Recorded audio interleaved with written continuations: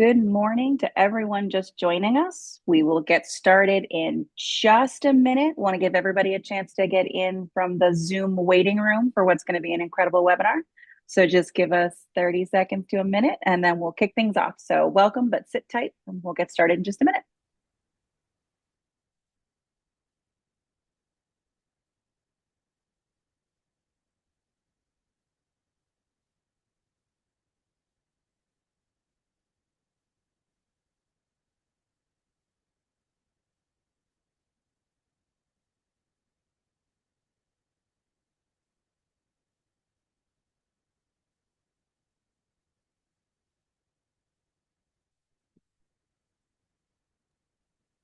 All right, this looks like a good group. Folks are still joining in, but to make sure that we save lots of time for Q&A, because we're going to plug that pretty hard, we're going to go ahead and kick things off and get started. So I'm going to do that by saying welcome to another Mass Medic webinar. I'm Rachel Robinson. I'm the Chief Operating Officer at Mass Medic, and I'm absolutely thrilled to be joining you for what I know is going to be a really fun conversation. I have to thank our partners at Acuity MD for suggesting the topic and helping us rope in some amazing speakers who are going to have a lot to talk about today. So just a few small housekeeping items. We do strongly encourage Q&A, as I mentioned. There's a button at the bottom of your screen, typically if you're on the browser tab. If you're on a phone, it may be on the left-hand side or on the bottom. Just take a look for that. We encourage you, please pop those questions in real time, and the team will take those at the end and try to get through as many as possible. I have a feeling there's going to be a lot of questions, but please feel free to put those in there. We do encourage that feedback.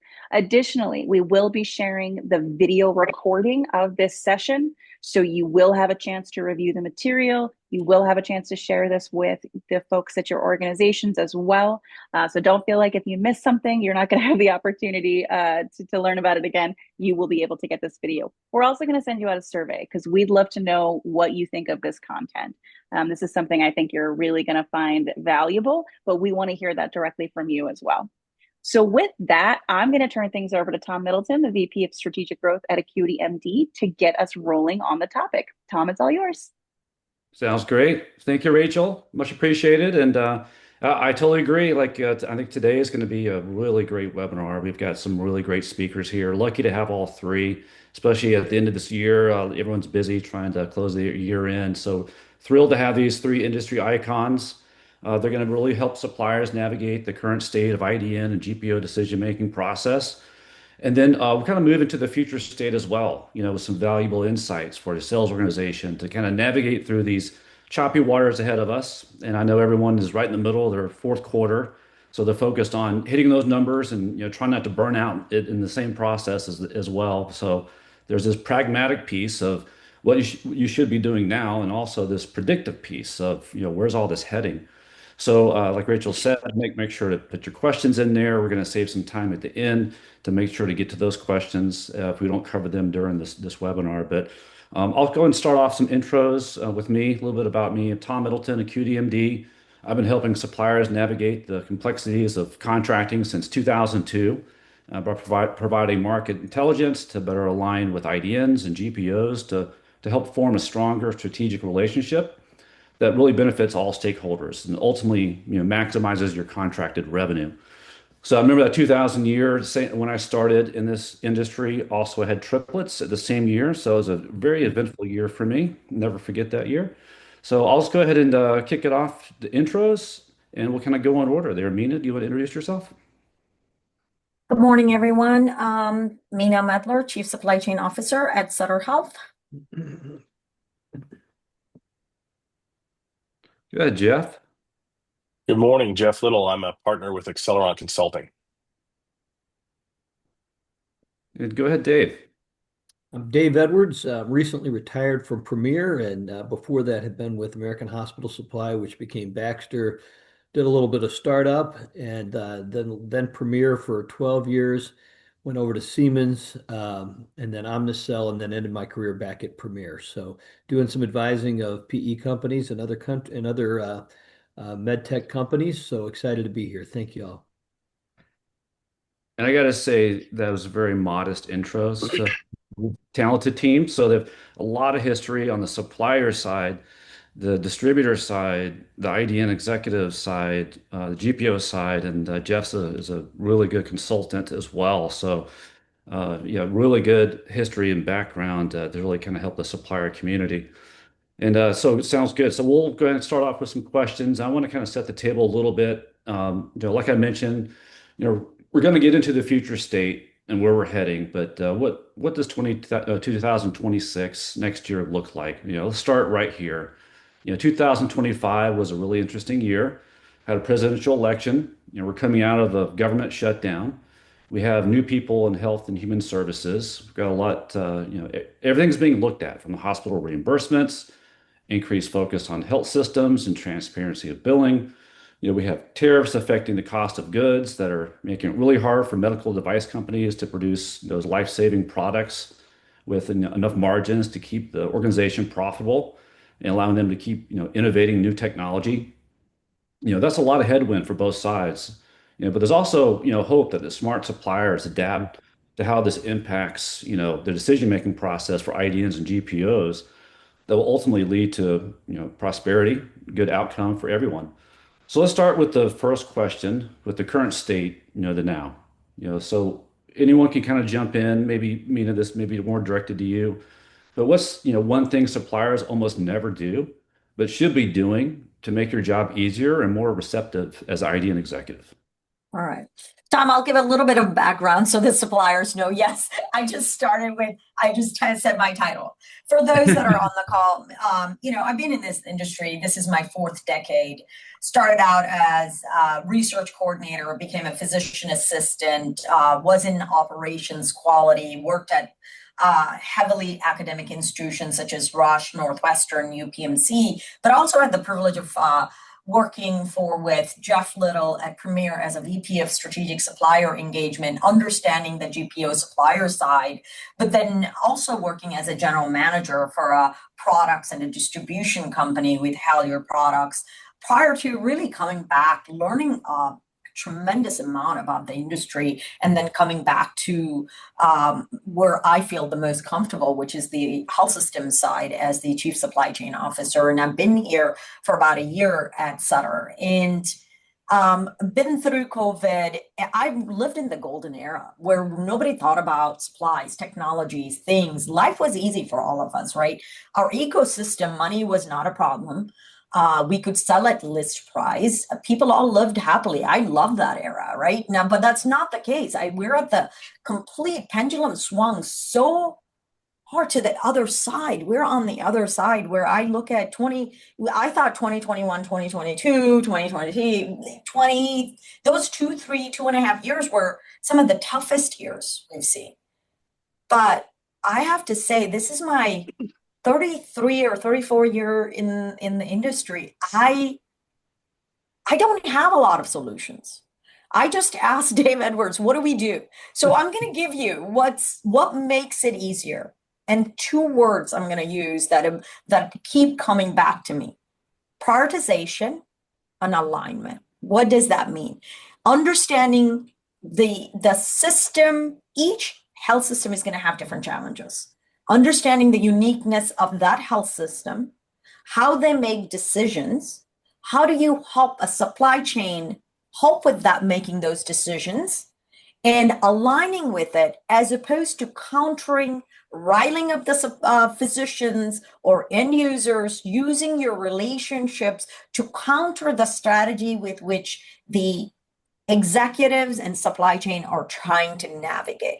How do you become a partner for supply chain? Not how do I go against supply chain and work through and create friction? If you want to sell better, if you want to be a true partner, I ask all of you to switch the way you sell. That would be my one simple answer. It's called supply chain and suppliers must create an alignment. It is a must, not nice to have. Tom, if I Yeah, could jump in, go ahead. that's the name of the book I'm writing is alignment. So I couldn't agree with Mina more. And if I had to just put one thing in there, I would say it's empathize with the people in Mina's chair. She's representative, she's proxy, if you will, for all the health system executives who come in there. They're smart, they've got experience. They work hard, they're ethical, but they've got an enormous task in front of them. Inflation has crept up 10 to 15 points in healthcare over the last 3 years. The only thing that's even close is higher education in terms of sort of runaway inflation. So even when you've done a good job as an individual manufacturer or service provider or capital equipment manufacturer, maybe yours has only gone up 3 or 5% in the last 18 months. That's on top of the 15% that Mina starts with. That's her baseline. So I go back to what she said, and I think alignment is everything. And it starts with, and this is where I would challenge every supplier on this call.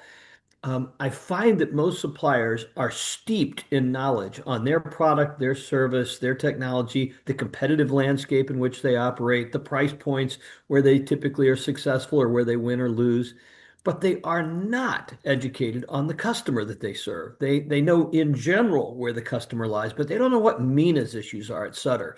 They don't know what's going on at Advocate in Chicago or at I don't know, down in Florida at Adventist Health. They're not as aware of the specifics of those things, and they need to be the customer expert, not just your product expert.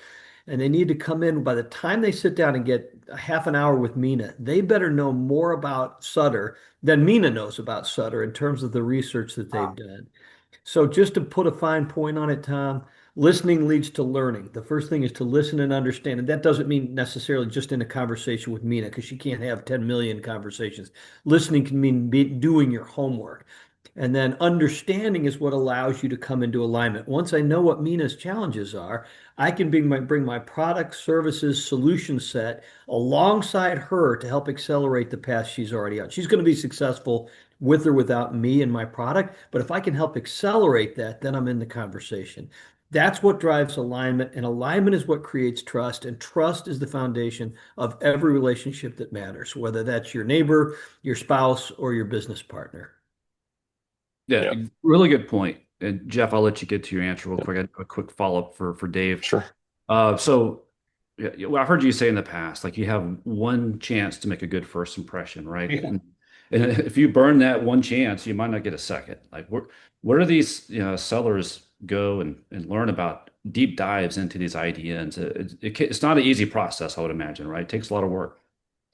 The good news is it does take some homework, but there's tools and Acuity. If that was a softball on Acuity, then good for you. But it is companies like yours that have made it really easy. You've organized all the information. When I started, there were 5,800 hospitals across the country, each individual. Blue sign, follow it off the highway, and you were sure to get an invitation to come have lunch with somebody in Mina's job because the jobs were smaller. There were no such thing as health systems. They weren't integrated across states.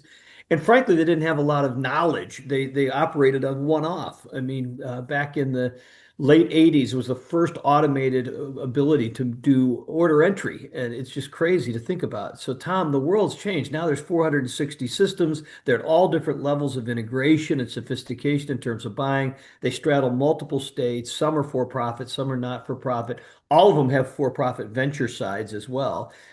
So the key is finding a place like Acuity MD that houses the information that you need that makes it easy. You can download a whole dossier on Sutter and a specific side note on Mina and her background, and then look at their challenges. What is their cost per patient day? What is their cost per adjusted revenue? How are they faring relative to their competition in the marketplace that they serve, the marketplaces, I should say, that they serve, Sacramento, San Francisco? How does that change? And are they making money, losing money? You're sort of looking for defining moments. What can I do to help in an inflection point where maybe they've made money for quarter after quarter for 10 years and all of a sudden they're losing money. And boy, that's all of a sudden there's opportunity there. There's also risk if you're an incumbent. So it's a matter of doing your homework on the front end. The more prepared you come in, the more effective you can be with Mina and the more effective you can be with your company. Totally agree. And just to let you know, that was not a question from me. That was from the audience. So I appreciate it. But, but yeah, totally agree. It's like you got to take your seller hat off and you got to put Mina's hat on. Like you have to really deep dive into that. All right, Jeff. Sorry. No worries at all. No, and I'm gonna do like Mina did and just give you guys a little bit more background on me. I'm very Mina and I have very similar backgrounds.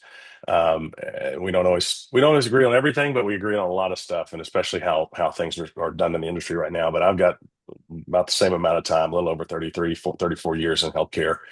Um, all the way from my first job, which was mopping floors in the hospital, through running supply chain and support operations. And then, as Mina said, with Premier, some of the other GPOs that I've worked for, I was Broadlane, MedAssets, Vizient, Premier, and I'm almost complete on that bingo card. At some point, I probably need to go work for Health Trust so I can stamp that one. But I think, and as I've kind of moved into the work that I do today, I mean, a lot of the stuff hasn't changed. And I mean, I agree with everything Dave and Mina said, but I think, kind of going back to the question a little bit, I'll give kind of two or three little things that I see, that hospitals are asking for. And some of this is to be, just as we teed this up, and I think I said it at the live session we did, you need to become students of the industry, not just students of the hospital you're trying to serve, but students of the industry. Because you think about things like creating a clinical capacity guarantee or creating a operational capacity guarantee instead of a product pitch. And what I really mean by that is we used to see everybody guaranteeing clinical outcomes. Now that sometimes is too risky just because our acuity of our patients has gotten higher and higher. But instead of that selling of the product, think about what can you do to help the product? Can you give them back nurse time? Can you give them back OR availability? Can you give them back procedural throughput, ED flow, cath lab capacity, whatever? Hospitals are not really asking you, is your technology innovative? They're asking you, can you give me back time, labor, throughput so I can offset the shortages and the margin pressures that they're under right now? And Mina could probably take a whole hour and tell you all about the market pressures that are going on because she lives and breathes it every day. The other thing I think that you guys need to do, the suppliers need to do, is talent proof anything you have as a technology. So what I really mean by that is, if you think about the turnover rates right now in hospitals, you've got traveling nurses, float pools, you've got new grads sitting in there. Whatever you implement or whatever you're helping to come in and try to implement into the hospital, make sure that it is resilient to staff variability. Just make sure that anybody can utilize it, that it's a very simple learning curve, that it's something that does not create another burden if staff leaves or they bring in a traveler or they do things like that. I think your really ultra complex devices, now there's really going to be some complexity in some devices, but I think your really ultra complex devices are frankly going to lose some market share to effortless solutions because effortless solutions will outperform it. I think about the other day, if you guys follow any of the stuff that goes on in space and SpaceX, and if you look at what a rocket engine looked like 20, 30 years ago to what a rocket engine looks like today, one of Elon Musk's rockets, it's very simple whenever you look at the design. If you sit the two side by side, I really encourage you guys, it's a great visual to Google that because it will give you kind of a visual of that's what we used to do. This is what we need to do today. Yeah, great. And that kind of goes right into the next question is maybe this is for Mina, but Jeff and Dave, feel free to kind of add in as well. I'd love to kind of peek under the hood a little bit, Mina and Sutter, and kind of know more about what are the determining factors you think about when selecting a supplier, and how do you balance that risk and reward there? I think there are three components I look at it. The caliber of the products, the ability to supply the product, because resiliency is extremely important. And another thing is their ease of doing business. And it kind of goes back to the first question, right? How are you well versed and how are we going to be the partners? To me, the ability to do business and that creativity from the supplier side and being able to, like what Jeff said, right?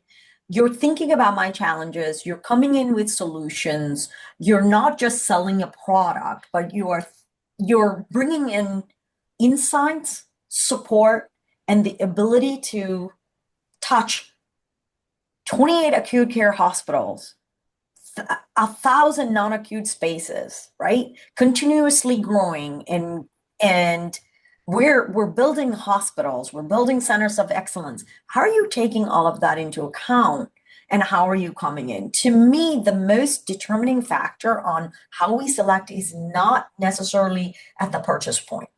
I know that used to be the case, but I'm focused heavily on the waste, right? If I focus on just the 20,000 that's going to be savings, what's the cost of conversion? What is your capability to service? What's your understanding on what insights are you bringing me and how are you helping my team? Because I'm not there, supply chain is not there. How are you integrating yourself with my clinical and operational team? So it really ties into that. The way before we used to purchase is who's got the, when we're smaller, it was easier. Whoever gave us the best price point probably won with a clinical preference. But now it's much more around a very holistic approach. Once they meet the clinical equivalency or the operational equivalency, it's those factors. What's my ease of doing contract terms and conditions? Are you going to drag me through the mud from the decision? Time is of essence for us. And anybody that's going to drag us through the mud and not really partner and say, we've got you by the throat because I've got a clinician champion, are going to be on a list of, do we really want to do business with those kind of suppliers? So really think about it. It's not just me. A lot of my peers are really looking at that, and Jeff is spot on his assessment on that. That's what we're thinking. Who is going to be a true partner and make our life easier? Yeah, Jeff, Yeah, David, comments? I'll add in here. I think that this kind of also, I mean, this goes into that question there, and then the frankly the one that's right below it about keeping or changing existing products, because I think they go hand in hand. If it's something brand new, something the hospital's never used before, obviously there's a set of criteria that they go through and try to figure out, okay, should we bring this on or not? But all the time we're looking at, does this overlap or change or do something else or replace something that's existing? And I think that's goes back to Mina's kind of streamlined comment about they're looking a little bit deeper at supplier partnerships, in some spaces, frankly, just reducing the number of suppliers they had. I think we're seeing that cycle again of we built up so many suppliers. Now we're kind of seeing that cycle kind of wind down a little bit and go the other way, because you've got more suppliers out there that can provide more product availability across various service lines and various areas, much more so than you used to, where you had all these little niche products. They've been purchased or bought by somebody larger. Um, but when they do change, I think there's got to be, it's kind of going back to Mina's point. There's got to be a compelling operational, clinical, or financial reason, or all three. And if you can do all three of those, you can figure out in your product that you can hit all three: operational, clinical, and financial. That's golden for you as a supplier. That's exactly what the hospital's looking for. Because if you think about it, you also have to think about that cost of change that I think Mina was also skirting around there. That cost of conversion is material sometimes. Clinicians resist the disruption. The value analysis committees are overloaded. Supply chain stretched thin. I mean, there's a lot of factors. So you've got to come in there with kind of the easy button on that and make sure that you hit those pieces. The only other thing I would add to that that's very well said by both these guys. One thing is everything is a commodity till you demonstrate that it's not. So a lot of my friends that are our suppliers are very enamored of their product or solution or technology, and we've got the best of the best. And sometimes they've got clinical data to back it up. Sometimes it's just a marketing assertion. But in any case, you have to demonstrate. And I think Jeff's sort of way of looking at the cough model of, clinical, operational, financial, if you can come through and hit on all three of these and kind of connect it back to Mina's priorities and what her imperatives are, and actually even how she's compensated or judged and rewarded, I think that makes all the sense in the world. But it's up to you to demonstrate it's not a commodity, that your product or service actually has that meaningful impact that Jeff laid out just a second ago. That's great. That kind of ties into the next slide here. It wasn't planned, but this does flow pretty well. So there's so many advancements in medical devices. What makes an emerging technology compelling, for an IDN or GPO? I think we may end up reiterating, right? The new technology. I'll go back a little bit, and I was with a bunch of really experts that I look up to, like Steve Downey from Cleveland. Last week we had like a consortium type of thought process with Regine and a few other leaders from really great institutions. And one of the thought process that we were talking about it is, if you take a step back and say, what technology really revolutionized, whether clinical or just the supply chain technology? I can name on my, I'm a heart and vascular person, right? I tend to go back to transcatheter valve, change the world, right? It really, instead of cracking somebody's chest open, we are doing such amazing things in there.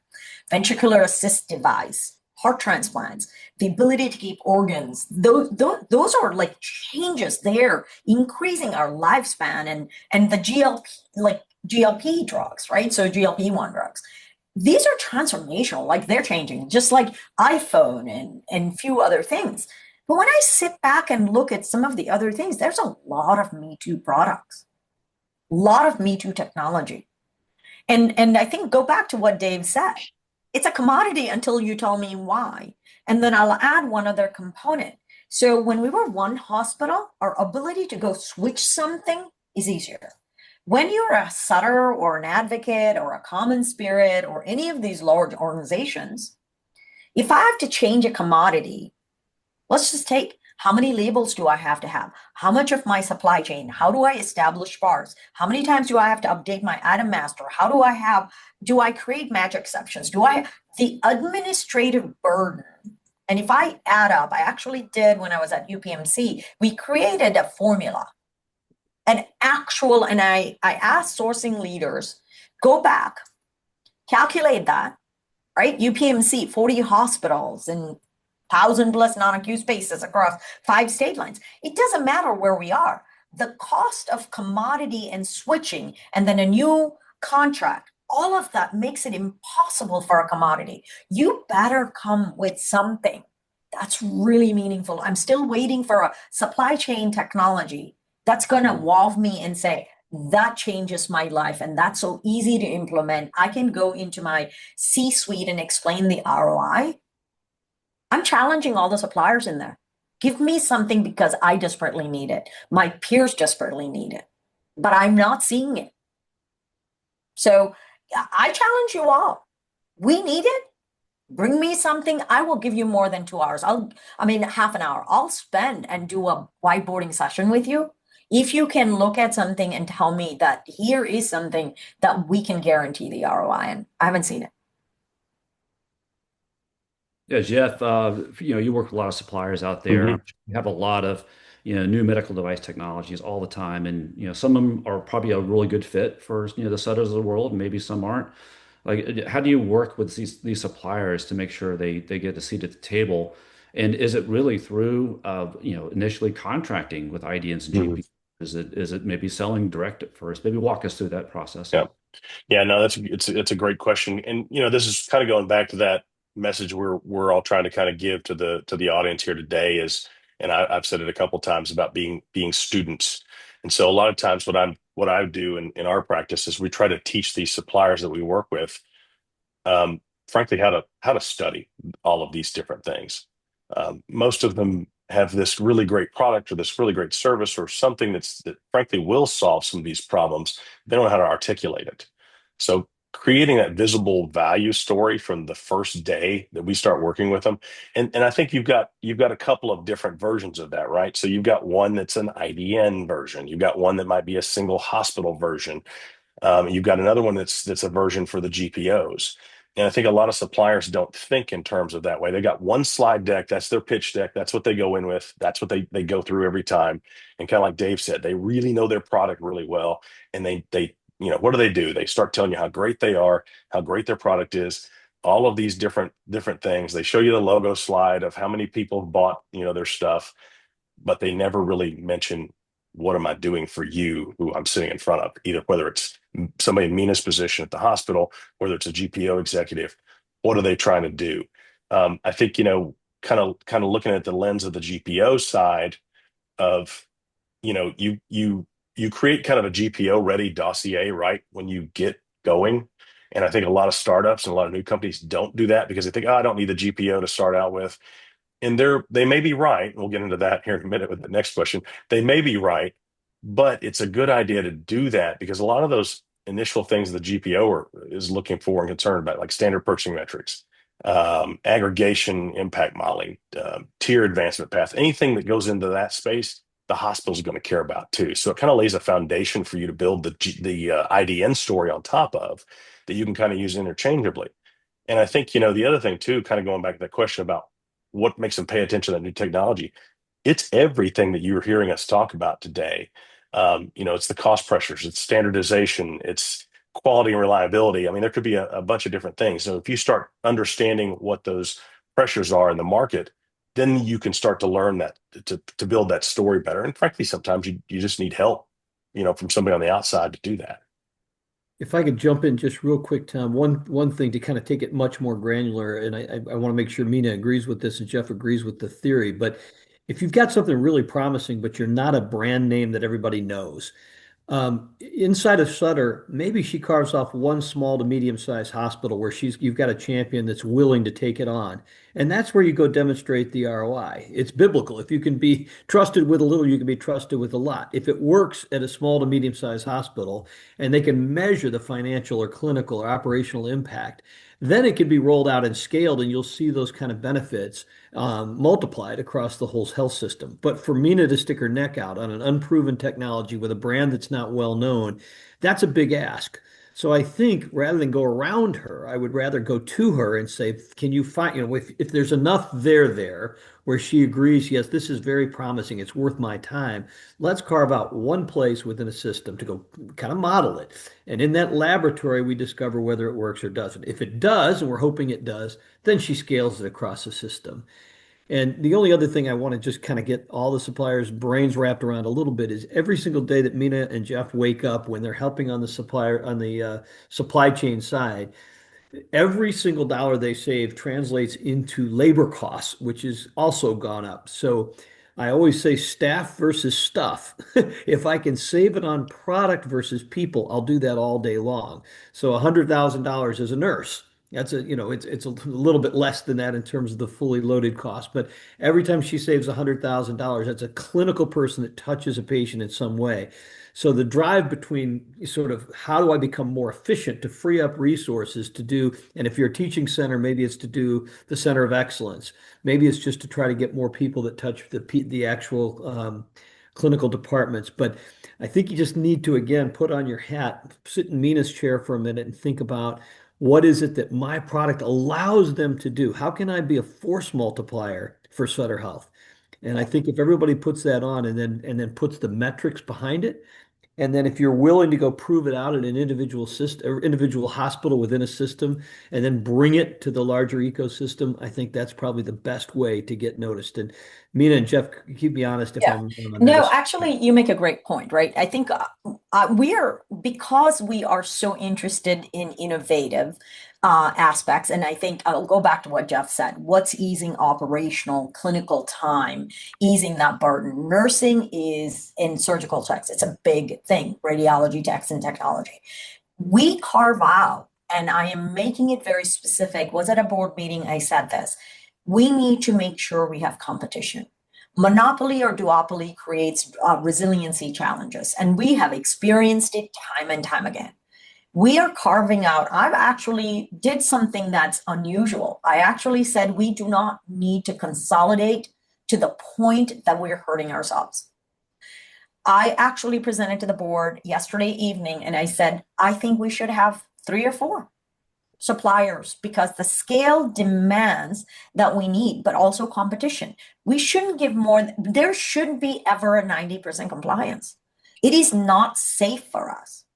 And so what does that do? That helps. So what you said, Dave, is happening right now. There is no one knows this company, only few hospitals, but the uniqueness of this particular thing is it is going to help with nursing and patient movement in the hospital. I want to be respectful because I don't want to call out a particular supplier or anything, but this is a very unique technology. It is expensive, believe it or not, but our CNA sees value in it. We talked to the company together. And like you said, we picked 3 areas in 2 different hospitals across to kind of test out different, like a CCU and a, step down unit to really try and see, is it really going to impact pressure ulcers? Is it going to really impact?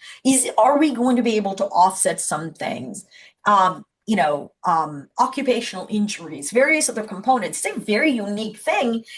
But we also called other entities where this small company went and said, we want to design with you or not. This is a small company. We know how to pick up a phone and call. So try to maintain your credibility. You want a chance to do that?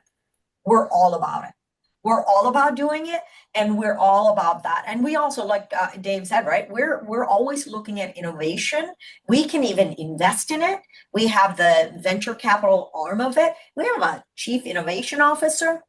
We have a chief AI officer, not because we think, but we think they're important roles now that we didn't even exist probably 5 years ago or a decade ago, right? So we are really focused on ensuring that there are new entrants, there's disruption, and to go away from monopoly and duopoly, because that is totally hurting us and hurting the healthcare industry as a whole, right? So as much as I said, I'm looking for this, we carved out 20-30%, but you got to prove to us, work with the Jeffs, work with the Daves, work with the Tom, not because they are, because Jeff and Dave, they know, maybe not Tom. I'm a straight shooter. If they're not doing something, I'm going to tell, you're not doing it, right? But I see value in it because I don't have time for 6,000 suppliers, but they can weed out, guide, and tell you what makes sense and help you find the research or the information that you need and direct you to the right place where you get the best ROI or the response. Tom, I know that we need to move on. I just want to say one quick thing. As it relates to GPOs, there's a little bit of a chicken and the egg thing. GPOs typically don't want to look at you till you have some market share, some market presence. You've got a name brand or two, a Sutter or two in your cadre of accounts. But to have a GPO contract as a small company, if you can get through their value analysis process or get through their breakthrough technology process even better, it confers upon you a sort of a sense of, hey, I'm credible now. For a company that's not known in the marketplace, it does give you sort of that JD Power certificate of, hey, they're at least legitimate. They're worth me to taking a minute to look at.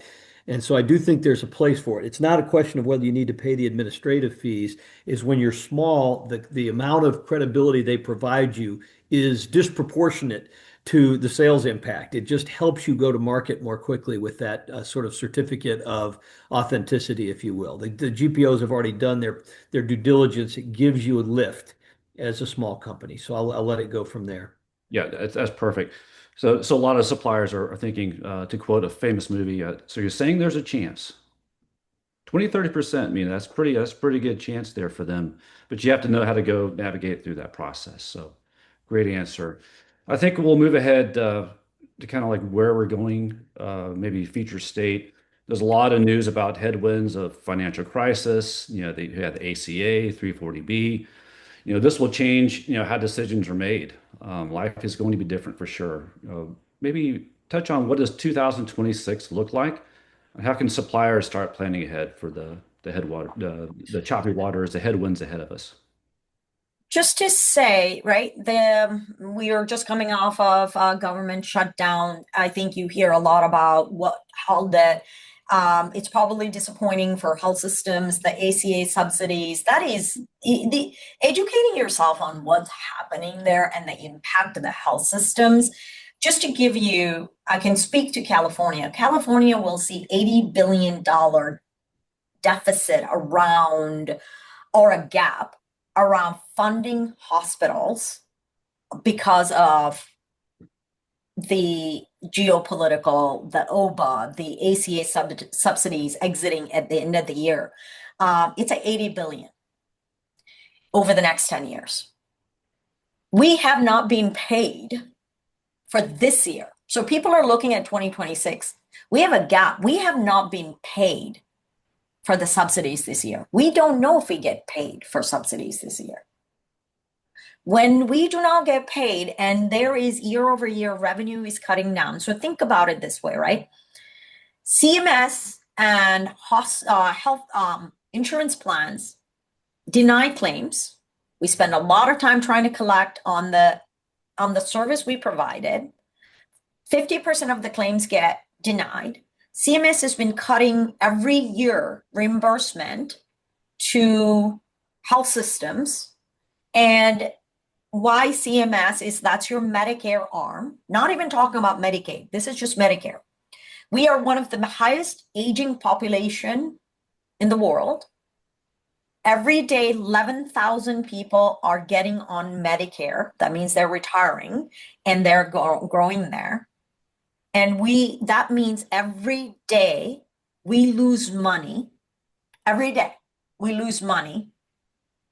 And this is the state of affairs. And we talked about 10%, 10 to 15% inflation or tariff, whatever it is. So if you think about it, your reimbursement is going down, your costs are going up.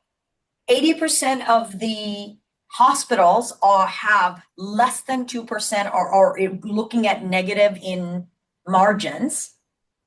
What does 2020, just take the math of what I said. What does 2026 look like for us? It's hundreds of millions of gap. What's the easiest lever? Cut people? And if we cut people, we can't service. If we can't service, we don't do enough procedures. If we don't do enough procedures, we're not buying your equipment. So I go back to what I started with. How do I do business with you? Alignment, prioritization. What's my priority? What's your alignment? How do you not create waste? How do you not create redundancy? How do you not create a headache for me and my team? How do we do business? How do you bring me solutions? How do we collectively margin up? I'm going to call for that. So what is it that I am a great sleeper, and I leave you with it. I am one of those people that is always positive and my glass is always half full. There is possibility in life. I look to think that anything is possible. I still do. I rarely have, my husband hates me because I hit the pillow and then I'm gone. And I wake up every time, my 10 to 6 type of an approach. I have been waking up at 3 a.m. because I can't find solutions. I'm racking my brain. I started the question while we're waiting to launch this with Dave. Help me understand what's happening.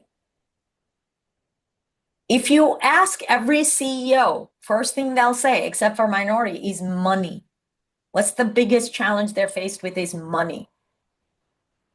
So when I said this is tougher than COVID, this is tougher than COVID because I look at it, my responsibility is every $135,000 I save or $150,000 I save is a 1 FTE that I save for the organization. I'll give you the math. Every $150,000 is that. How are you going to help me save? We have the responsibility of 60,000 families. 60,000 employees means 60,000 families we're responsible for. 3 million plus patients that we touch.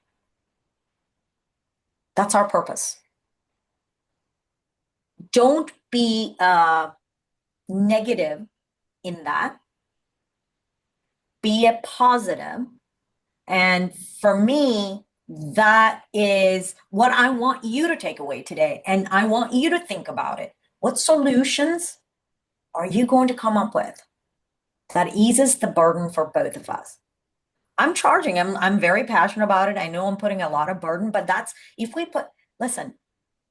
if we all put our heads together, I think we can make some amazing things. I do. I firmly believe that. It's a calling right now. How do we come up with a different set of solutions that changes healthcare within the United States and serves the needs of our economy and our communities, our own health? Those two things is what I would say. So the cuts are real. The cuts are unprecedented, sobering numbers.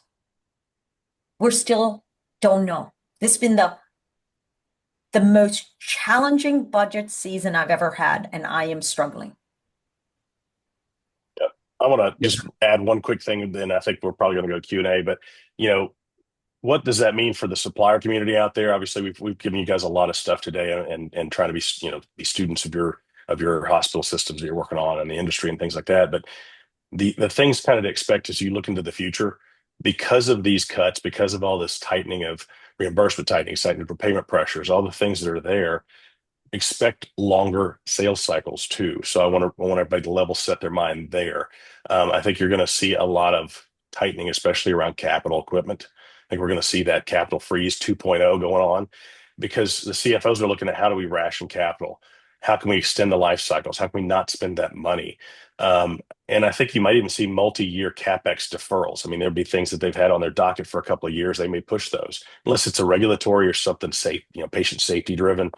So expect some of that. And I'll kind of finish up about this is, and we've hammered this home a couple times. Anything new you bring in has got to tie back to margin or some sort of restoration on an ROI, whether it's giving them time back, giving them some sort of money, increasing reimbursements or increasing revenues. And I think that's the other thing that I think that there will be people that miss out on that because they go in there and look with the cost savings mindset. Also think about the revenue mindset because that's really what the hospitals are needing right now. It's more revenue coming in. Yeah, and it's challenging because if for every to get $1 million to drop to the bottom line, you got to bring in 100 million new revenue, and that usually All means right. taking from another health system. That's damn near impossible. So people are open to creative, unconventional revenue models. I think I would just say this to put a dot on the exclamation point. Mina said it beautifully, articulately, and passionately, and Jeff amplified it. But I would also say there's risk and opportunity. If you are the incumbent, you are at risk if you're complacent because Yeah. somebody is going to disrupt your ass. And I mean that in the best possible spirit of American exceptionalism and entrepreneurship. When you are resting on your laurels as an oligopoly or duopoly and you're sitting out there thinking you're bulletproof, there was a company named Cordis that came up with the first stent and doesn't exist anymore. So what I would tell you is the great thing about competition is people are going to come up with a better mousetrap. They're going to do it better, faster, cheaper. And if you can demonstrate that, wrap it around their needs, her priorities, her alignment, you can change the world. So there's opportunity for those that have new products that are disruptive and that actually can accelerate the pace of things that she's up against. What is for sure is that the cost picture is going to get gloomier and gloomier as time goes on. They're not going to get better. It's not a moment in time because as those 11,000 people a day join Medicare, the math keeps getting worse into the horizon. But if you have if you have something that's a better mousetrap and you can go tell that story and wrap it around their needs, it's never been a better time. So I think there's real hope there too, Tom, and I want to leave on that note as we transition to Q&A. Yeah, thank you, Dave, for that. Yeah, because a lot of gloom and doom out there, but there is hope. Like, we just got to refigure, like Mina says, like, how do we change, all components of healthcare? It's daunting, but I think the smarter heads and the cooler heads will prevail, and we'll definitely see some changes and some good outcomes for next year. We do have a first question. We'd like to jump right into Q&A. So you still have a lot of time. Got a good 15 minutes here if you'd like to submit your questions. So we have our first question. Panelists, you guys ready? Yeah. Get it? How do you evaluate new tech that carries a premium, but also is in a new payment category with premium reimbursement? You like that? Premium Yeah. reimbursement. That's you, right? The interesting question is they say that, and the sales team doesn't even know, right? What is premium reimbursement? First of all, Blue Cross Blue Shield will deny anything that it's not been on the market for a couple of years. So first. And sometimes CMS will pay what's called new tech. But if your cost of your new technology doesn't even meet a contribution margin, most of the time I always say, does it meet my contribution margin? It may pay the physician's RVU fee, but if it doesn't reimburse for just the cost of supplies, the cost of doing procedures, not even fixed costs, right? When I talk about variable costs, and it doesn't meet it, and I'm losing money on it, should you carry the premium? And I think that's the math. When Jeff talks about do your math before you put in, I'm going to ask you those questions. You're not even getting on a council meeting without really thinking through. And Jeff and Dave knows that's why they talk about the value analysis process at GPO or those things. Please don't. And then don't tell the physicians that you have it because you make them look bad when they have to come and present. And I have my revenue team and I'm looking at it and I'm pulling all of that. Now you've lost credibility in your first step. So I really want you to think about, Do your math with your marketing team, with your GMs.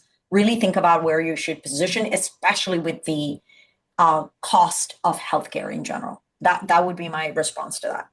Tom, I just would jump in with one other thing. It's implied in this question, it's not overtly stated, but implied in that too is you may have a new technology like TAVR that is going to help with the revenue side of the equation that Jeff touched on a minute ago. So if you can actually drive more profitable procedures and or enhance the brand of Sutter because now you're doing new technology that maybe down the road at Kaiser they're not doing, or maybe up the street at one of their other competitors they're not doing, well, that changes the game. Now it's a revenue player and you've got enhanced reimbursement, et cetera. There's a brand enhancement, and you're bringing in patients you wouldn't otherwise see. So if that's really part of the story, that's a more complicated part of the story. Hard to buttress that position. You better have facts around it. But if that's the case, and Mina started this by saying, hey, we have centers of excellence. Well, if that helps them cement their position or amplify their position as a center of excellence, then that's another part of your story as well. So I think that's something just to add on. It's sort of implied in that question. I'm Yeah, also going to say something. Can I add to that? I want suppliers to think about it, Tom. I'm sorry. I'm going to add this, right? As we talk about TAVRs, it's the same valve that the rest of the world pays a fraction of the cost. I'm going to challenge the suppliers. Why are we burdening our country, our people, with ridiculous amount of cost fixing? There are many hospitals that don't make money on TAVRs, but it's the right thing for our people. Why are we making life difficult for our own communities in this country? It's a challenge. I know that you didn't want me to ask that, but I'm asking that question. I want us all to think about it. Why are we handicapping our country, our hospitals, our access to care for our people by charging premium while we give this technology and the drugs at such a 1/5 to 1/10 to 1/100th of the cost? Do we not deserve better? Stop charging me premium. I know I'm dropping it, but I am really passionate about it. We talk about cost, but go back to your boards, your things, and say, should we be costing ourselves? We want to be. I'm all about that. But you're making our life so much harder. So suppliers, this is your calling. This is your calling. I'm putting the onus on you. Help us. Help the government. Help our people. That's all. Tom, I'm going to say this because this is going to be my mantra. How do I want us to do business 2026 to 2030? Partnership, alignment, invest in this country. Stop charging our own people, our neighbors, our friends, our family members, and killing our access to care. Because if I cannot fund people, don't have money, it impacts access to care. That can be any of us. So premiums kill me. So I'm sorry, Dave, Jeff, if you want to add anything to it, but I can't help it. Yeah, I was going to say, suppliers out there, listen, like this is, what's important to Mina. So now you know what keeps her up at 3 o'clock at night. And Well, she's also got access to global information. So when she says that you're charging me more than you are someplace in Germany or England and France, that data is now available. For a long time that was opaque, but today they can sort of do these comparisons. So it's not unlike, it's comparable to the drug world where drug gets invented here, the R&D yeah. costs burdened here, but the costs for our pharmaceuticals are far higher than other countries. So I think that's where she's going. I know you got a second question, Tom. yeah, so the second question is, do value offerings like risk-free pilots help reduce time to contract? Let's let Jeff grab that. Yeah, that'd be a good one for Jeff. Yeah, I mean, I think in some cases, yes, but not all the time. I think it goes back to the whole. If you look at the bigger picture, if I put in a pilot of a product or help a supplier get a pilot of a product, or kind of like I think Dave said this earlier about, if you look at a big health system, don't try to go to the health system and say we want the whole health system. Let's maybe look at one hospital, kind of use that as that lab, as he mentioned, and test it there and see if that is going to work, and if it's something that's working well and scalable, then I think that then yes, then you can move forward. But I think at the same time, you've got to think about all the things that Mina's already kind of covered a bunch of times. That product's got to pay for itself, or that service has got to kind of pay for itself, based on reimbursement. The reimbursement's got to be stable. It's got to be defensible. Case volume's got to be achievable. Whatever you say that, hey, well, this is going to bring in more revenue, and we're gonna be able to do these more cases. You can't add any sort of labor burdens to this. Kind of goes back to the comment I made earlier about making sure that you staff turnover proof things, and then you've got to also, I think, be able to demonstrate that the hospital can generate revenue on it in 90 days or less, because I think that's a really good ramp up period. And frankly, anything that's this new tech, and we're going to offer a free pilot, you need to be able to prove that thing quickly for the hospital to even care and adopt it, and especially if you want to scale it to the rest of the hospitals. Yeah, then that kind of goes to the third question is for a startup with very narrow margins, how can they access systems without a Yeah. GPO contract, or do they need a GPO contract to get in the door? And see, this is something I thought we were going to try to cover earlier, but I'll kind of answer this a couple of ways. So the startups with the narrow margins, we get that. I see a lot of them that are bootstrapped, or they're in their garage. They're doing God's work, so to speak. They're really, really starting at the bottom and going there. I think the GPO contract is valuable, and a lot of startups, is kind of what I mentioned earlier. A lot of startups don't go after the GPO contract first. They don't have a GPO strategy. You should, because that's kind of like an instant scale. It's a scale of distribution kind of thing. You get access to all those hospitals that much faster. Problem is you've got to either have something that's so innovative that it turns the GPO's head, or you've already got to have hospitals kind of that are using your product, that are that GPO's member. So that's a little bit of a tough. It kind of goes back to Dave's comment about chicken and the egg kind of thing. I think the GPO contract a lot of times helps you get in the door with the health system, because a lot of times I call up people that I know very well, say, hey, I've got a client. They've got this great product, this great service. We should talk, bring them in and talk to you. One of the first questions out of their mouth is, are they on my GPO? Now, that doesn't mean you're never going to get into that health system without being on the GPO, but they ask that question so they understand what level, that supplier that is. What is it? What is in the market? Now, if we demonstrate beyond that, we really don't need a GPO. Certain niche things, certain very specialized clinical things and services and products may not always need a GPO. You think about your robotic surgery friends. I'm not going to name the company's name that came out with the big robots that are named after famous painters. That's a prime example of a company that said, I don't need a GPO contract. And But I think in this case, Jeff, they're talking about yeah, small ones. And I yeah, feel like a small true. one, Tom, just in fairness, the smaller you are, if you build the margin in, it's all upside for you. You're Yeah, probably, in other words, you could probably build that into your cost structure. The only thing crazier than complaining about admin fees is not working with the GPOs who have field forces out there that can help unlock the door to right. people like Mina.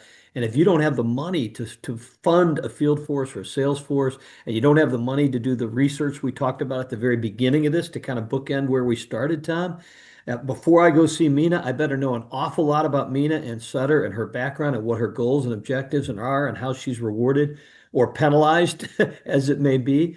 That's where the GPOs can help you. They've got, and all of them have hundreds between them of field forces that are tied to those accounts and know everything about them. It can help get sort of triangulate and get you in at the right time in the right place to the right person. And that's the other value of a GPO contract. And that's actually, frankly, much more valuable to a small company than it would Yep. be to a Yeah, J&J or a Medtronic or an Abbott who already has, hundreds that of field people out relationships. there.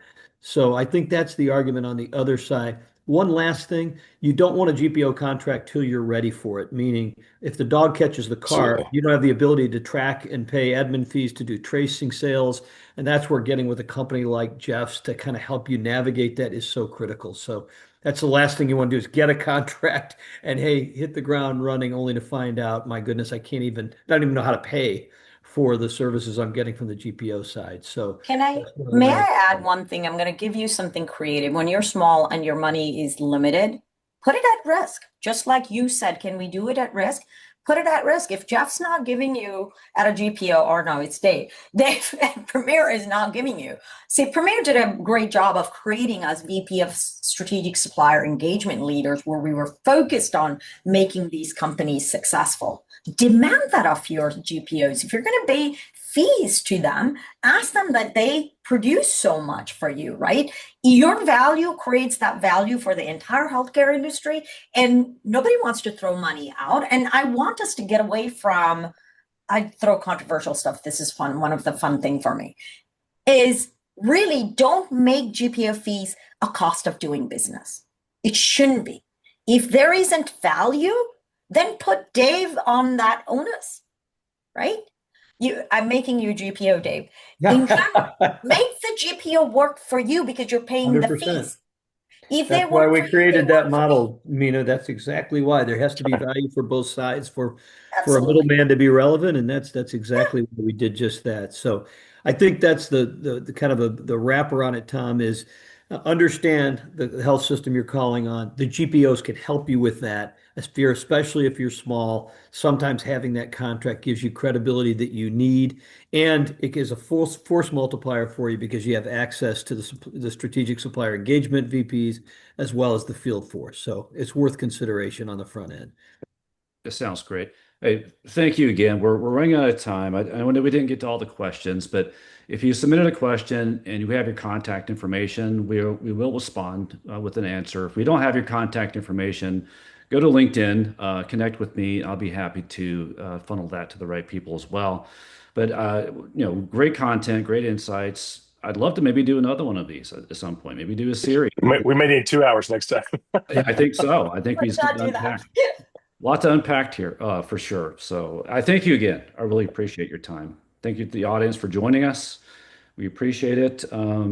See, Rachel's on. Any last minute pieces, Rachel? No, that was it. I wanted to thank all of you for being wonderful speakers. So thank you again. Thank Excellent you very panels, much. excellent discussion. And we will see you all very soon at another Mass Medic event. Have a wonderful rest of your day. Thanks, See everybody. you, Thank everybody. you all. Really great. Take Thank care. you.